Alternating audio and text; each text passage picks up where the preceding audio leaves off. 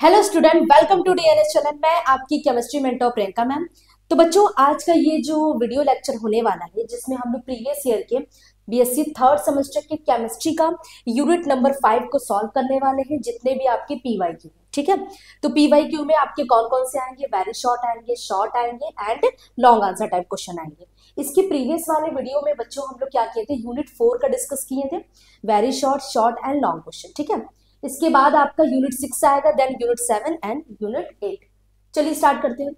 तो यूनिट 5 यानी वो आपका है liquid state for liquid state. इसके पहले वाले आपका यूनिट था, फर्स्ट वाला मैं काइनेटिक्स करा चुकी हूँ, सेकंड वाला आपका क्या है? इक्विलिब्रियम हो चुका है, केमिकल इक्विलिब्रियम। थर्ड वाला आपका फेज इक्विलिब्रियम। उसके बाद हम लोग गैसेस स्टेट किए हैं, अब आ जाते हैं लिक्विड स्टेट। देन उसके बाद जो आपके यूनिट्स होंगे वो कोऑर्डिनेशन केमिस्ट्री पर होगा। अब यहाँ पे जितने भी आपके मोस्ट इंपॉर्टेंट 15 क्वेश्चन है, जो आपकी पीवाईक्यू ही है, मोस्ट एक्सपेक्टेड क्वेश्चन भी है। आपको एग्जाम पेपर का पैटर्न तो पता है, वेरी शॉर्ट क्वेश्चन आते हैं 1 मार्क्स के या 2 मार्क्स के, कई किसी किसी कॉलेज में 2 मार्क्स के भी आते हैं। और जो आपके शॉर्ट आंसर टाइप क्वेश्चन है वो 3 मार्क्स का, 4 मार्क्स का ऐसा आता है। जो आपका लास्ट क्वेश्चन होता है यानी लॉन्ग आंसर टाइप क्वेश्चन, वो अलग अलग कॉलेज में मार्क्स इसका वेरी करता है। कहीं कहीं जगह पे 7 मार्क्स का, कहीं कहीं जगह पे 10 मार्क्स का होता है। ठीक है, चलिए तो स्टार्ट करते हैं अपने फर्स्ट क्वेश्चन से। मैं आपको ये मान के चली हूँ कि आप लिक्विड स्टेट पढ़ कर आए हैं बहुत अच्छे से। ये जो आपको प्लेलिस्ट है बच्चों, आपको पूरा मिल जाएगा यूनिट 1 से आप यूनिट 8 तक अगर देखना चाहते हैं तो वो सारा प्लेलिस्ट आपको मिल जाएगा। इसके जो पीडीएफ होगा, जो भी मैं आपको सोल्यूशन दूंगी, इसका पीडीएफ आपको डीएनएस एजुकेयर ऐप के स्टडी मटेरियल वाले सेक्शन पे आपको मिल जाएगा, बिल्कुल फ्री है। आप वहां से इसको डाउनलोड कर सकते हैं। चलिए स्टार्ट करते हैं। पहले बोला गया है यहाँ पे डाइपोल डाइपोल इंटरैक्शन का एनर्जी, इसका एक्सप्रेशन बताना है, यानी इसका एक फॉर्मूला आता है। तो इसका फॉर्मूला मैं यहाँ पे नोट कर दी हूँ बच्चों, इंपॉर्टेंट फॉर्मूला है, याद रखिएगा, 1 मार्क्स में पूछा गया है। ओके, 2 फॉर्मूला, दोनों में से कुछ भी क्या नोट कर सकते हैं आप।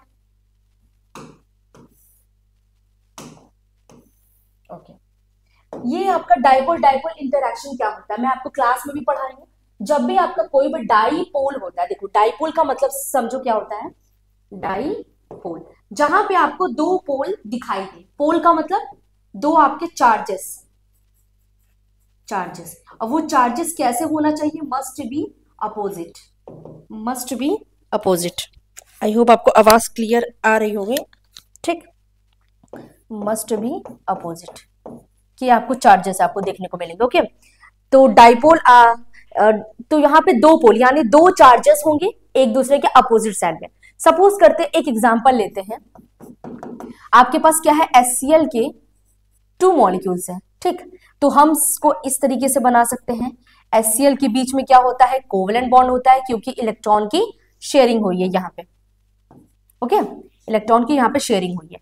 सपोज इसी तरीके से दूसरा भी HCl होगा, तो हम उसको कुछ इस तरीके से बनाते हैं। ठीक, अब इसके ऊपर क्या होगा? Partially positive, partially negative. इसके ऊपर पार्शियली पॉजिटिव, पार्शियली निगेटिव। ऐसा हुआ क्यों? क्योंकि आपका क्या है? क्लोरीन क्या है? मोस्ट इलेक्ट्रोनिगेटिव, मोस्ट नहीं बोल सकते, मोर इलेक्ट्रोनिगेटिव एटम है। क्लोरीन क्या है? मोर इलेक्ट्रोनिगेटिव एटम है। इस वजह से हम लोग क्या करेंगे? वो जो अपने शेयर पेयर वाले इलेक्ट्रॉन है अपने तरफ पुश कर रहा है, जिस वजह से क्लोरीन पे डेल यानी थोड़ा सा मतलब बहुत कम चार्ज होता है। डेल निगेटिव आ गया, डेल पॉजिटिव आ गया। तो इससे डाइपोल से क्या मतलब? तो यहाँ पे आपको इस मॉलिक्यूल में 2 पोल दिखाई दे रहे हैं, एक पॉजिटिव एक निगेटिव, तो हो गया डाइपोल। अब देखो ये आपका है डाइपोल, और सेम इसे भी तुम लोग डाइपोल कहेंगे। अब ये सपोज करो ये सारे आपके HCl कोई गैस, इनको गैस में कन्वर्ट कर लिए हैं, ये गैस को हमें कंटेनर के अंदर फिल किए हैं, ये भी गैस के मॉलिक्यूल, ये भी गैस के मॉलिक्यूल। तो ये गैस के मॉलिक्यूल आपस में कुछ इंटरैक्शन दिखाएंगे या नहीं? तो इसका आंसर है हाँ, दिखाएंगे। इन दोनों के बीच में एक इंटरैक्शन हो रहा है, क्यों हो रहा है? रीजन बताइए। तो रीजन ये है क्योंकि इस मॉलिक्यूल का जो H है और इस मॉलिक्यूल का जो Cl है, एक दूसरे से इंटरैक्ट करने की कोशिश करेंगे। Cl का काम है दूसरों को अट्रैक्ट करना, क्योंकि उसके पास इलेक्ट्रोनिगेटिविटी का पावर है। ठीक, इस वजह से यहाँ पे जो इंटरैक्शन हो रहा है इसे कहा जाता है डाइपोल डाइपोल इंटरैक्शन। तो यहाँ पे आप डेफिनेशन में क्या लिख सकते हैं? द इंटरैक्शन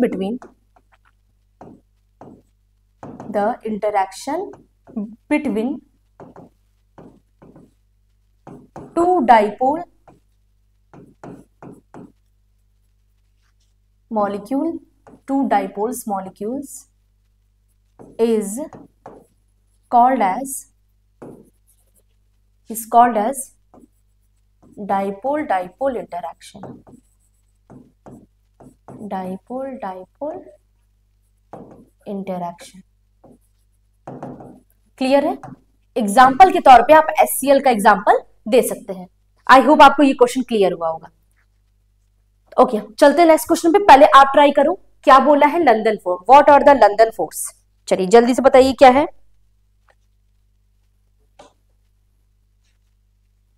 अब ये देखो, हम लोग जब इस चैप्टर को पढ़े थे तो उसमें कई प्रकार के इंटरैक्शंस आए थे, क्योंकि गैस के मॉलिक्यूल में कहा गया था, काइनेटिक गैस थ्योरी में पोस्टुलेट्स में कहा गया था कि गैस के मॉलिक्यूल्स के बीच में कुछ इंटरैक्शन नहीं होता, नेग्लिजिबल होता है।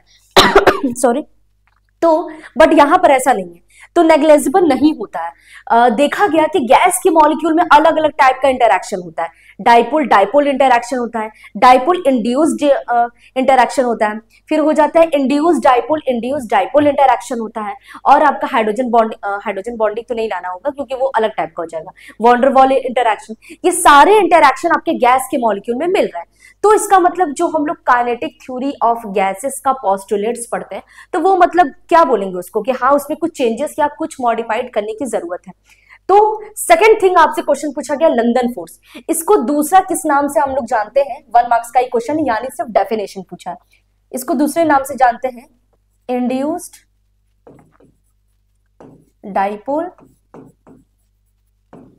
Dipole interaction.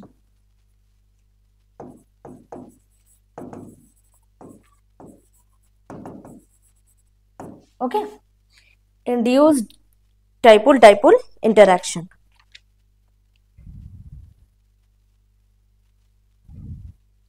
Okay, induced dipole, एक मिनट, दोनों आपके इंड्यूस्ड डाइपोल इंटरैक्शन। अब ये देखो इसमें होगा क्या, सेम हम लोग कुछ ऐसे दो नॉन पोलर मॉलिक्यूल ले लेते हैं, कुछ भी, सपोज करो H और H, इसका एक मॉलिक्यूल ले लो क्योंकि ये क्या है, नॉन पोलर है। दो नॉन पोलर मॉलिक्यूल्स के बीच में जो इंटरैक्शन होता है वो क्या होता है, लंदन फोर्स वाला होता है। एक दूसरा हाइड्रोजन ले लो, ये भी आपका क्या है, नॉन पोलर। ठीक, इसमें हुआ क्या, हम लोग ने क्या किया कि ये जो एटम है, आपको पता है एटम के चारों तरफ कौन अराउंड में, मतलब उसके अराउंड पे कौन सर्कल करता है, वो आपका रहता है इलेक्ट्रॉन्स। तो एटम के चारों तरफ इलेक्ट्रॉन घूम रहा है, दूसरे वाले एटम के भी चारों तरफ इलेक्ट्रॉन घूम रहा है। तो हो सकता है कि इस एटम का जो इलेक्ट्रॉन है वो दूसरे एटम के न्यूक्लियस पे इंटरेक्ट करे या अट्रैक्शन दे। ये भी पॉसिबल है कि इसका इलेक्ट्रॉन इसके न्यूक्लियस को अट्रैक्ट करे, ऐसा ही कुछ होगा, जिस वजह से होगा क्या, इसको हम लोग थोड़ा सा इरेज कर देते हैं क्योंकि हाइड्रोजन यहाँ पे ये लिखना सही नहीं होगा। ओके ओके, अब इसको ध्यान से देखो, तो हम लोग ऐसे बोल सकते हैं ना, ये पहले एक एटम था, तो एटम में क्या हुआ, ये एटम कुछ इस तरीके से था, ये आपका पॉजिटिव था, सारे जगह निगेटिव था, ठीक। बट एक दूसरा एटम ही है, ये भी कुछ ऐसा ही है, ये दोनों को जब कांटेक्ट में लाया गया तो ये एक्चुअली में ऐसे कुछ हो गया।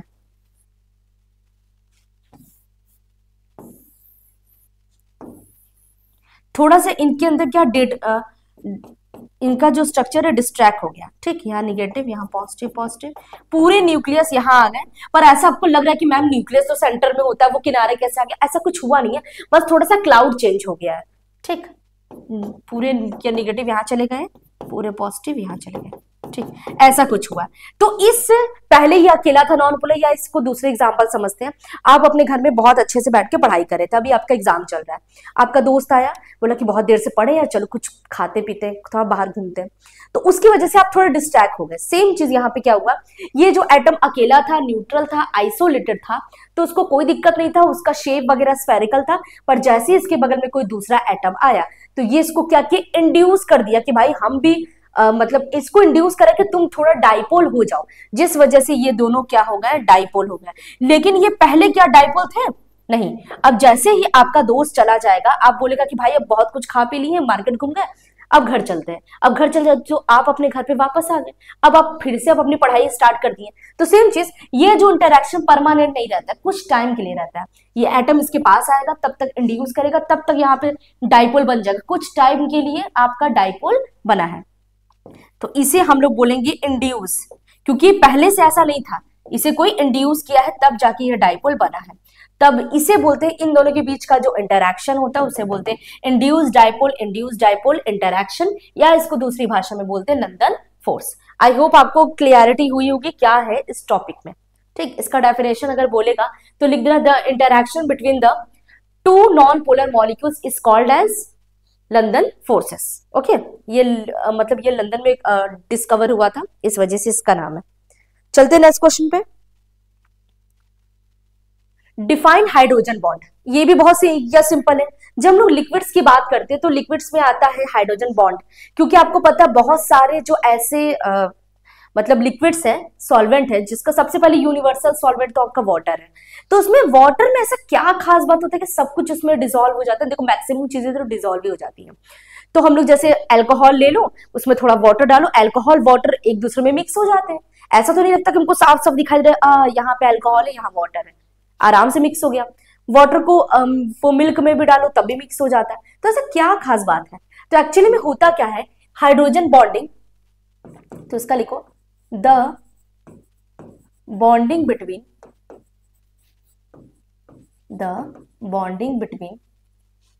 Hydrogen and more electronegative atom, that is FON, in medium, एक कोई मीडियम होना चाहिए, is called as hydrogen bonding. ठीक, बोल रहा है आपके पास हाइड्रोजन होना चाहिए और आपको FON में से कुछ भी ले लो, इन तीनों में से कुछ भी ले लो, वहां पे बॉन्डिंग हो जाएगी। चलिए कोई एग्जांपल ले देते हैं, बहुत सारे इसके एग्जांपल है। फर्स्ट एग्जांपल,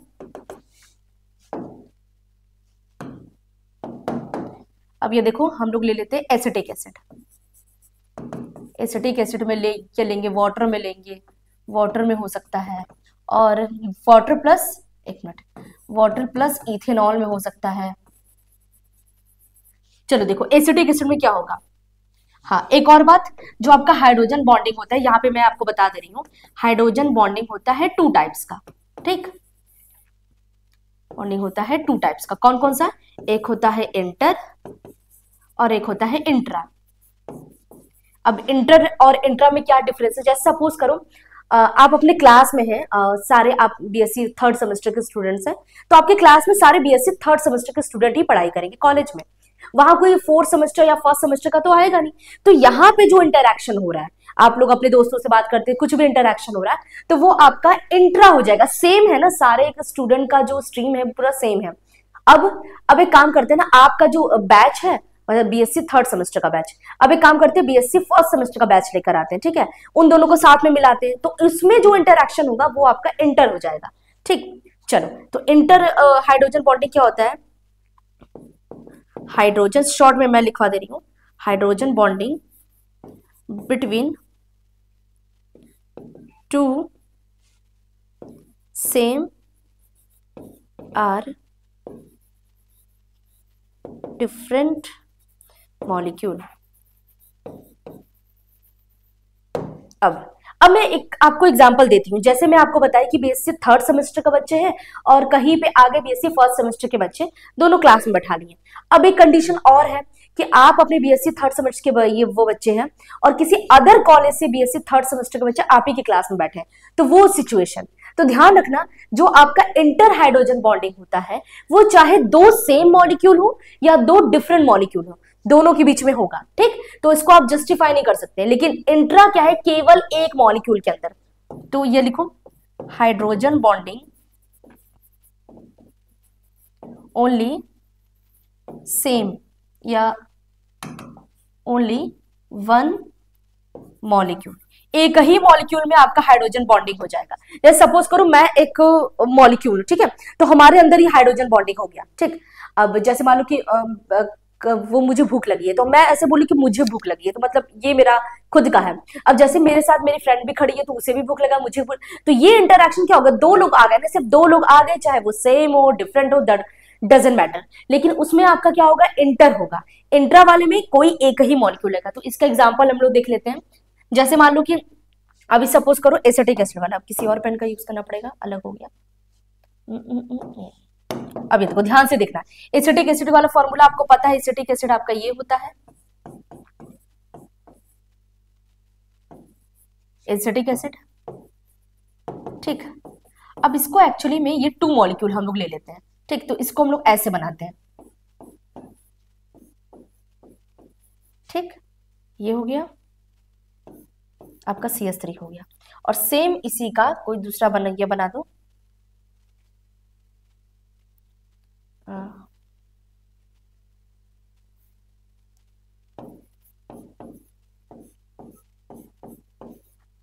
ये आपका CH3, ओके। ये एसिटिक एसिड है और ये दूसरा एसिटिक एसिड है, यहाँ पे हाइड्रोजन बॉन्डिंग हो सकता है और यहाँ हाइड्रोजन बॉन्डिंग, तो ये दोनों क्या है, हाइड्रोजन बॉन्डिंग। तो ये जो हाइड्रोजन बॉन्डिंग हो रहा है, क्या हो रहा है, इंटर, क्योंकि आप, मैंने आपको क्या बताया, चाहे सेम मॉलिक्यूल हो चाहे डिफरेंट मॉलिक्यूल हो, आपका क्या होगा, इंटर होगा। तो ये आपका हो गया inter molecular, inter hydrogen bonding, ठीक, ओके क्लियर। अब हम लोग एक एग्जांपल, अब देखो H2O इथेनॉल, इसमें भी इंटर होगा, एक आपका H2O एक इथेनॉल, 2 मॉलिक्यूल आ गए। तो आपका भी काम करते हैं, दूसरा मॉलिक्यूल हम लोग चेक करते हैं, ले लेते हैं कोई और वो मॉलिक्यूल। एग्जाम्पल नंबर, ये एग्जाम्पल नंबर क्या था, 1 था, एग्जाम्पल नंबर 2 यहां देख लेते हैं, एग्जाम्पल नंबर 2 ले लेते हैं। ये आपका हो गया OH और ये आपका हो गया, ठीक। अब यहाँ पे इन दोनों के बीच में भी क्या होगा, हाइड्रोजन बॉन्डिंग। तो ये जो हाइड्रोजन बॉन्डिंग है ये एक्चुअली में है इंट्रा, क्योंकि ये सिंगल मॉलिक्यूल है, ये हो जाएगा आपका इंट्रा। समझ में आया, क्योंकि ये क्या है, 1 मॉलिक्यूल है। आई होप आपको क्लियर हुआ होगा पूरा हाइड्रोजन बॉन्डिंग। मैं आपको पूरा इसलिए बता दी, हो सकता है आपसे एग्जाम में हाइड्रोजन बॉन्डिंग ना पूछकर इंटर और इंट्रा पूछ ले, तो आई होप आपको क्लियर है। एक बार अच्छे से देख लीजिए, हाइड्रोजन बॉन्डिंग क्या है, हाइड्रोजन बॉन्डिंग होता है हाइड्रोजन और मोर इलेक्ट्रोनिगेटिव के बीच जो इंटरैक्शन होता है उसे बोलते हैं हम लोग हाइड्रोजन बॉन्डिंग। अब इसमें क्या होता है, 2 टाइप्स का होता है, इंटर होता है, इंट्रा होता है। तो इंटर वाले में क्या होता है, 2 सेम हो चाहे 2 डिफरेंट मॉलिक्यूल हो, उनके बीच में हाइड्रोजन बॉन्डिंग हो रहा है। वही हाइड्रोजन बॉन्डिंग मतलब एक हाइड्रोजन होना चाहिए और एक मोर इलेक्ट्रोनिगेटिव एटम होना चाहिए। ये देखो एक हाइड्रोजन है, एक मोर इलेक्ट्रोनिगेटिव एटम है, हो रहा है हाइड्रोजन बॉन्डिंग, एक हाइड्रोजन है, मोर इलेक्ट्रोनिगेटिव एटम है, हो रहा है, यहां पे देखो। ओके तो और इंट्रा वाले में क्या होगा, सेम मॉलिक्यूल रहेगा, तो हाइड्रोजन बॉन्डिंग। चलो चलते next. Name 2 compounds which exist in symmetric state.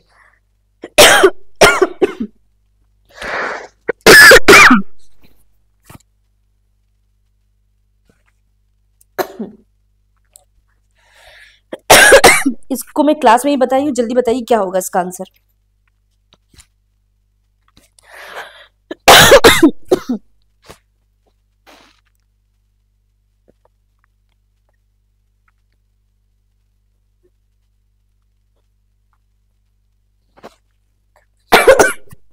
Sorry, अच्छा इसका एग्जांपल है एथिल पैरा एजॉक्सी बेंजोएट।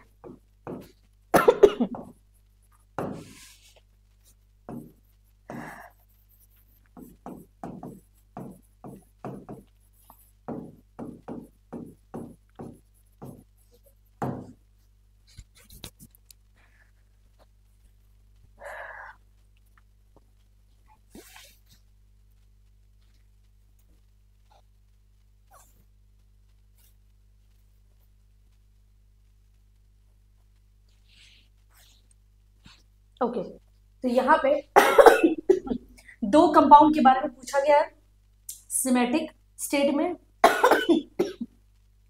वो आपका कुछ ऐसे होता है। ओके तो यहाँ पे इथाइल पैरा एजॉक्सी बेंजोएट, इसका स्ट्रक्चर बनाने की जरूरत नहीं, बस नाम काफी है। इथाइल पैरा एजॉक्सी सिनेमेटिक, ये दो एग्जांपल है जो आपका सिमेटिक यानी जो लिक्विड क्रिस्टल आप लोग पढ़ते हैं उसमें ये शो करता है। ठीक, क्लास में भी मैं आपको बताई हूँ तो बहुत टफ तो नहीं है। ओके चलते हैं नेक्स्ट क्वेश्चन पे। क्या बोल रहा है कि what type of liquid crystal are used in LCD and why. LCD में कौन सा लिक्विड क्रिस्टल यूज होता है।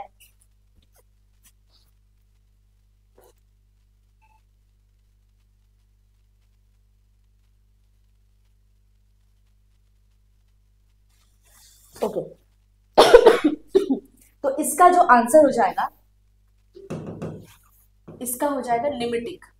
जो निमेटिक टाइप के जो आपके लिक्विड क्रिस्टल होते हैं वही आपको एलसीडी वगैरह में यूज होता है। रीजन क्या है, all molecules are arranged in same direction।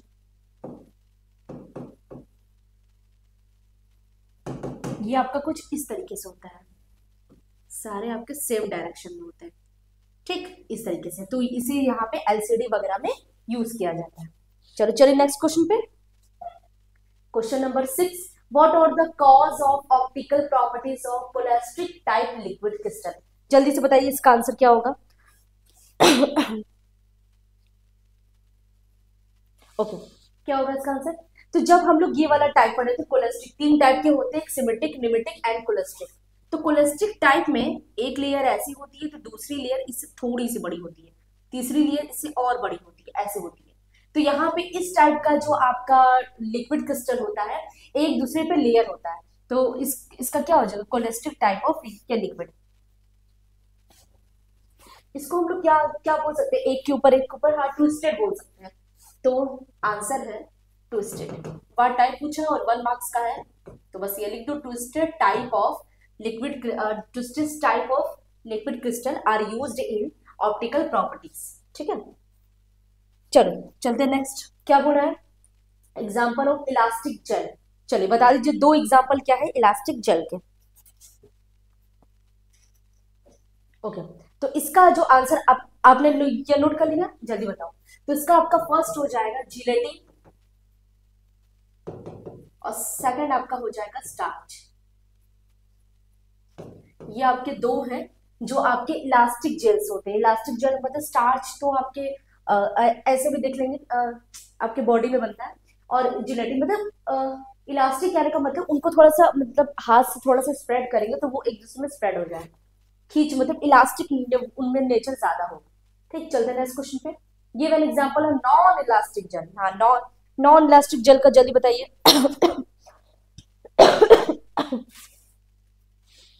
ये सारे आपके नोट्स से डायरेक्ट आएंगे। इसका होता है सिलेनिक एसिड। ठीक, इसको आप लर्न कर लो, एग्जाम में आ सकता है 1 मार्क्स में।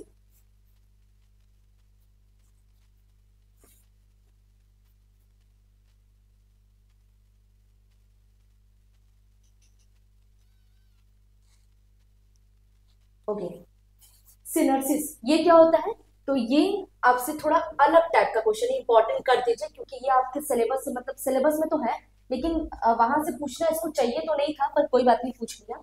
तो आंसर इसका है कि जो सिनर्सिस क्या होता है, प्रोसेस होता है जब भी कोई आपका जेल होगा वो स्पॉन्टेनियस क्या करेगा, फ्लो करेगा। तो spontaneous flow of gel is called as synersis। ठीक, इसको क्या बोलते हैं, सिनर्सिस कहते हैं, spontaneous flow of gel. Okay चलते हैं नेक्स्ट क्वेश्चन पे। At what point swelling of gel is minimum. Gel को हम लोग स्वेलिंग करते हैं तो उसका किस पॉइंट पे होता है और उस पॉइंट को क्या कहते हैं। तो उस पॉइंट को हम लोग क्या पढ़ाएंगे, क्लास में भी आपको पढ़ाई हूँ, इसे बोलते हैं आइसो इलेक्ट्रिक पॉइंट, बस उसका नाम पूछा है, इसे बोलते हैं आइसो इलेक्ट्रिक पॉइंट। ठीक, चलिए आगे। ओके, अब आ जाते हैं शॉर्ट आंसर टाइप क्वेश्चन, जहां से मोस्ट इंपॉर्टेंट आपकी रिपीटेड फॉर्म में क्वेश्चन पूछे गए। पहले आपसे पूछा गया है कि डिफरेंस बताइए सॉलिड, लिक्विड एंड गैस। तो आइडियल जो हम लोग पढ़ते हैं वो, और उसमें क्या क्या चेंजेस होते हैं। तो आइडियल गैस है, ये सॉलिड है, लिक्विड है, गैस है। तो इसमें इंटरमॉलिक्यूलर फोर्सेस ऑफ अट्रैक्शन, पहले हम लोग ये चीज देख लेते हैं कि क्या क्या आइडियल है। गैस हटाना पड़ेगा, ठीक, क्या क्या उसमें आइडियल हो सकता है। तो आपको पता है कि सॉलिड में तो स्ट्रॉन्गेस्ट होता है, लिक्विड में इंटरमीडिएट होता है। कभी कभी, हालांकि ये क्वेश्चन 9-10 का है, 9 के उसके पहले का भी क्वेश्चन है, क्योंकि ये सॉलिड लिक्विड गैस में डिफरेंसेस तो बहुत पहले से पढ़ते हैं।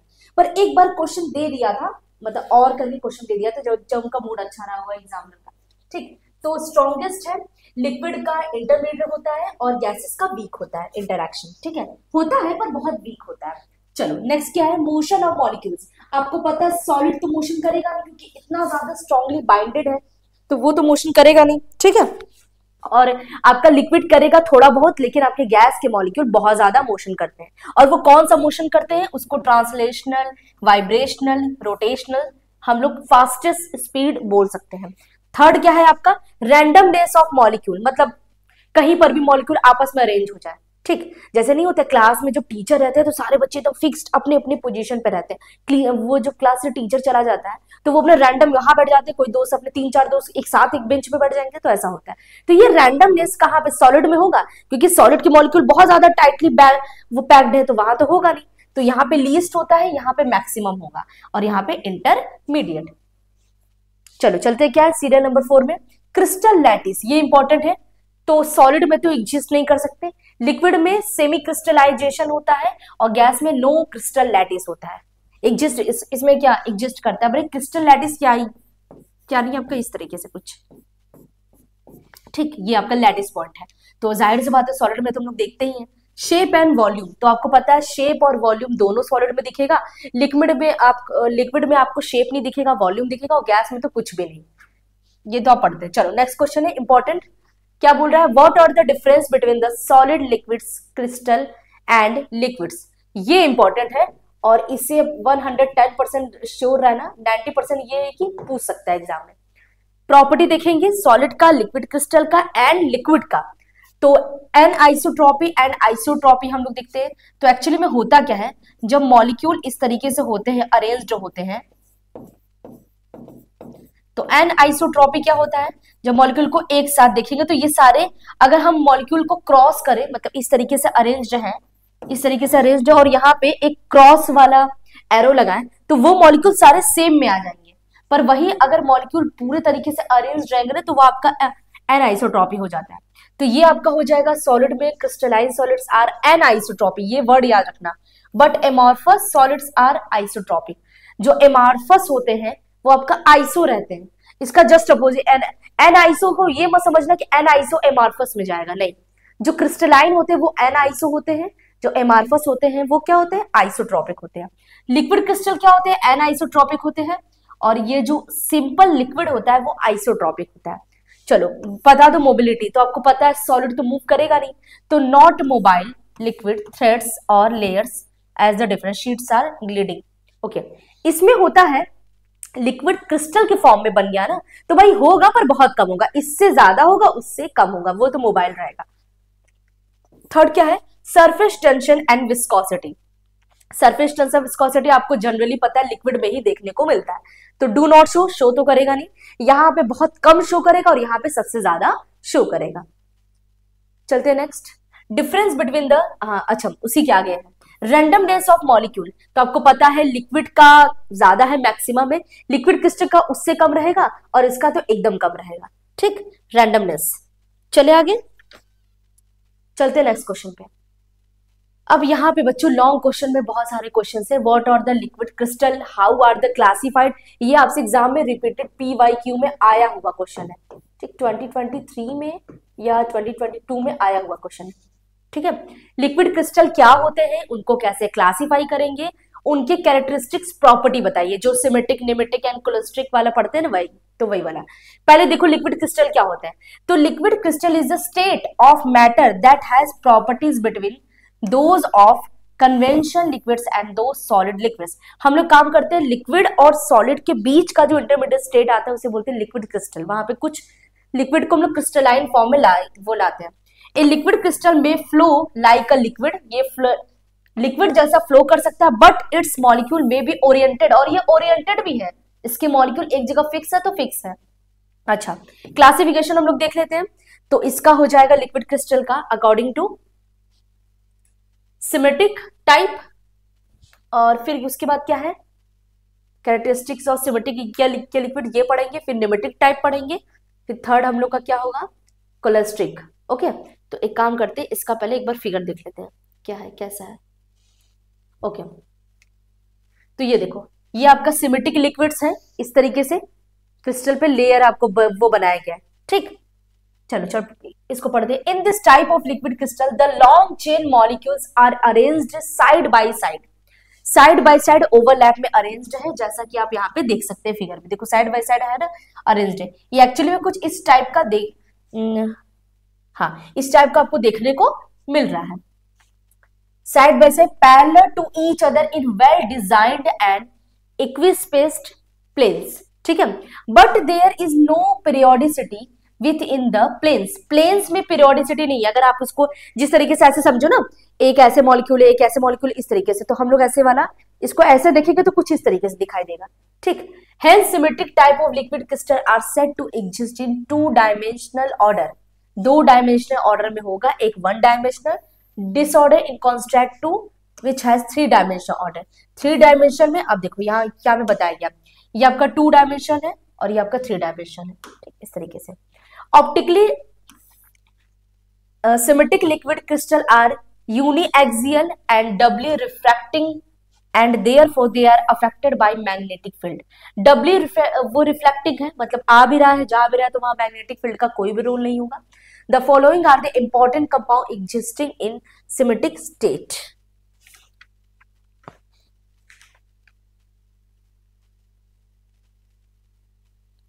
ओके, क्या बोला है, इथाइल पैरा एजॉक्सी बेंजोएट, इसी का आपको एग्जाम में पूछा गया था, तो एग्जाम्पल याद रखना, निमेटिक का हो चाहे सिमेट्रिक का हो चाहे कोलेस्ट्रिक का, एग्जाम्पल याद रखना।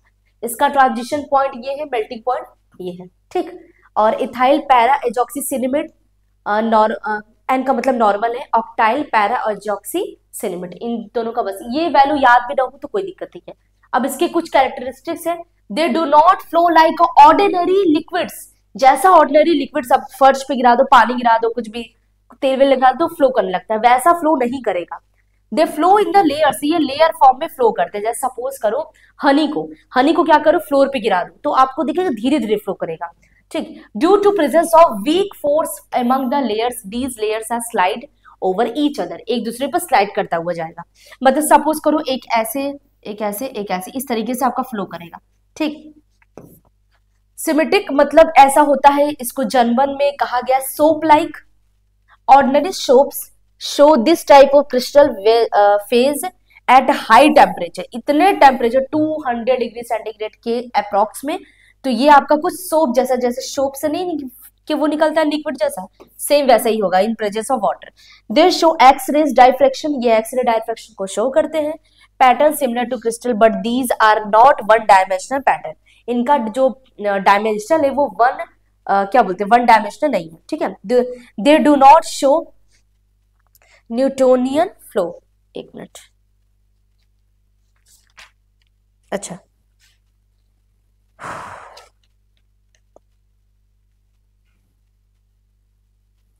न्यूटोनियन फ्लो ना,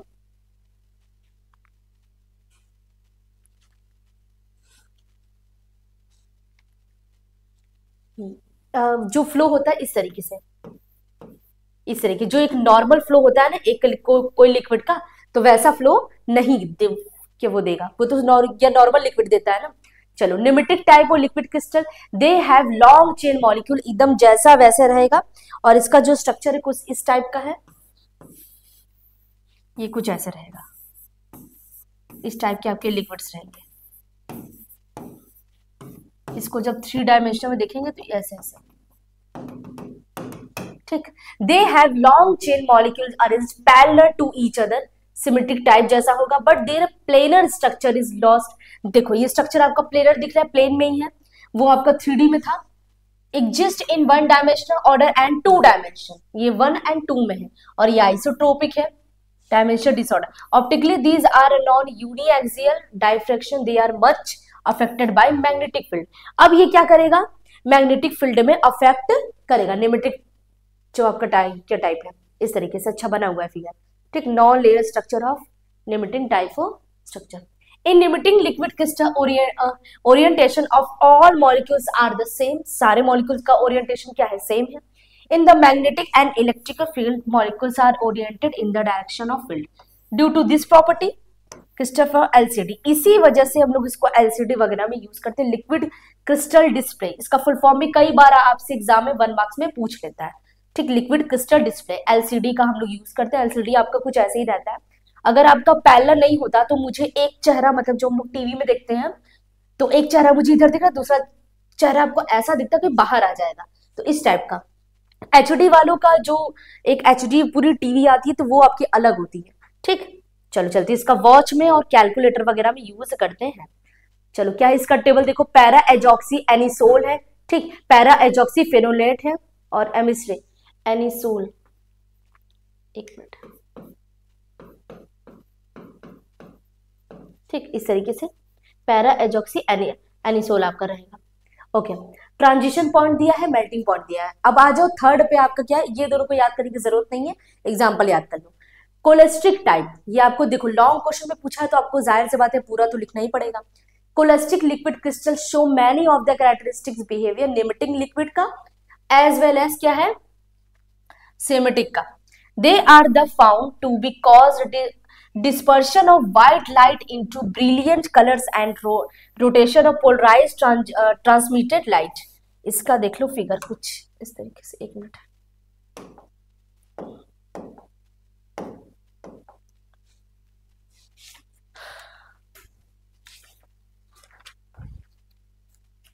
ये आपका कुछ ट्विस्टेड कोलेस्ट्रॉल ट्विस्टेड मॉलिक्यूल इस तरीके से, इस तरीके से ये आपका ट्विस्टेड मॉलिक्यूल रहेगा, ठीक है। तो ये आपका क्या है, cholesteric type of liquid crystal.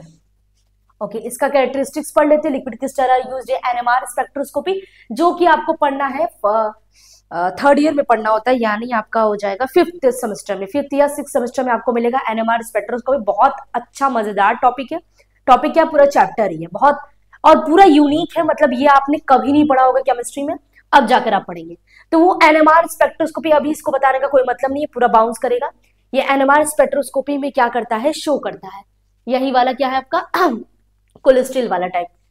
NMR एक तरह का एनएमआर स्पेक्ट्रोस्कोपी है क्या, हम लोग उससे क्या करते हैं, किसी भी कंपाउंड को स्पेक्ट्रोस्कोपी में डालते हैं तो वो कंपाउंड को फाउंड करके उसका सब कुछ के पूरा डाटा बता देते हैं। जैसे सपोज करो आपके पास एक आपका आधार कार्ड है जिसमें आपका पूरा डाटा दिया गया, आप कहाँ के हैं, कैसे पिन कोड क्या है, ये सारी चीजें सेम चीज वहां पे। Liquid limiting liquid crystal show electro optical response, hence they are used in electro optical lights, shutters, clock, television screens, ये सारी चीजों में हम लोग यूज करते हैं। इंडस्ट्रियल लुब्रिकेशन में, डाइजेशन प्रोटीन्स फैट्स को इनटू लिक्विड क्रिस्टल में, hence easily assimilated to the body.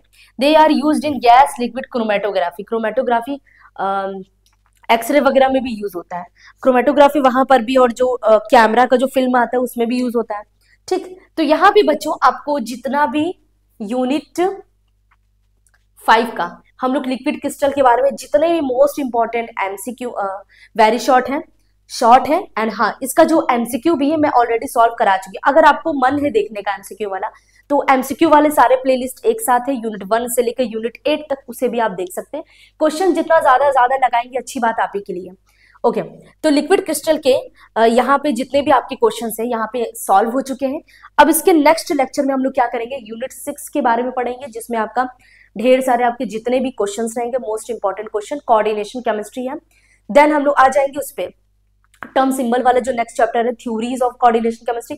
ये 3 यूनिट इंपॉर्टेंट है क्योंकि यहाँ से भर भर के क्वेश्चन आते हैं, यहाँ से तो आपको कम ही क्वेश्चन दिखेंगे, वहां ज्यादा दिखेंगे क्योंकि ये यूनिट बहुत ज्यादा छोटा है। हाँ, इसके क्वेश्चंस मुझे बहुत सारे मिल गए थे। ओके, तो मिलते हैं अगले क्लास में।